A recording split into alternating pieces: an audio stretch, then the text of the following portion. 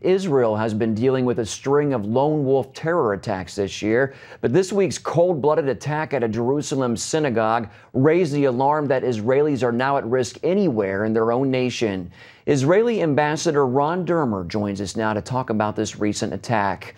Ambassador Dermer, Prime Minister Netanyahu said Israel's response to this terror attack would be harsh. What might that response entail? Well, I think you're going to see a very tough response because you saw a savage murder of 4 Jews while they were worshiping, while they were praying in a synagogue in a neighborhood, actually, of Jerusalem, and a Druze police officer was killed trying to help defend those people who came under attack.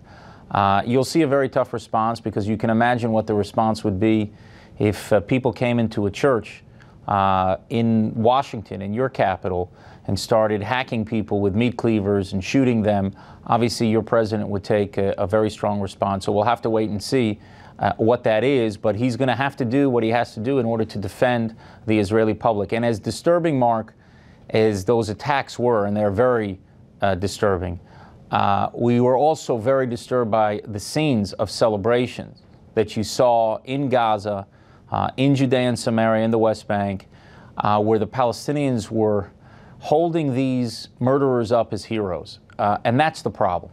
The world should be not only outraged by the act of violence, the world should be outraged by the reaction of the Palestinians to this act, and they should tell them in no uncertain terms that they have to stop glorifying murderers. They have to stop naming public squares after killers. They have to stop turning these people into heroes.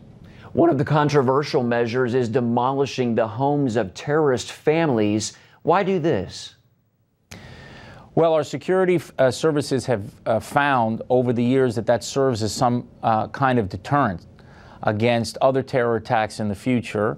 And we will look at every case individually, and we have a Supreme Court where people are allowed to appeal these cases. But the security services and the government that's entrusted with protecting the population has to take the steps it has to take in order to fulfill that mission. And what we found in the past is that these things do serve as a deterrent.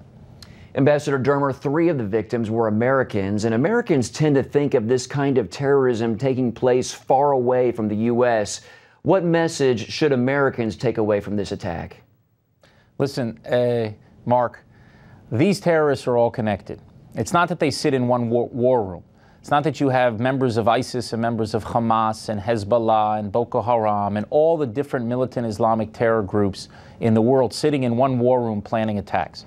But they're all motivated by the same radical ideology. And it's important to understand that when terrorism succeeds in one place, it is emboldened in every place. And when it's set back in one place, it's also set back in every place. That's why our fight is your fight.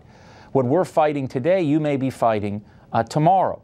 And that's why I think it's important to stand very firmly with Israel as we fight against terrorism. The people who are celebrating and rejoicing today in the savage murder of 4 Jews in a synagogue are the same people who were celebrating on 9/11 when 3,000 Americans were murdered. It's important to keep that in mind, and it's important for democratic countries fighting terrorism to stand together.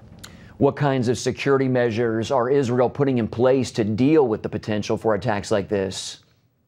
Well, we're obviously going to have to ramp up our intelligence. We're going to have to keep very, very vigilant in public areas.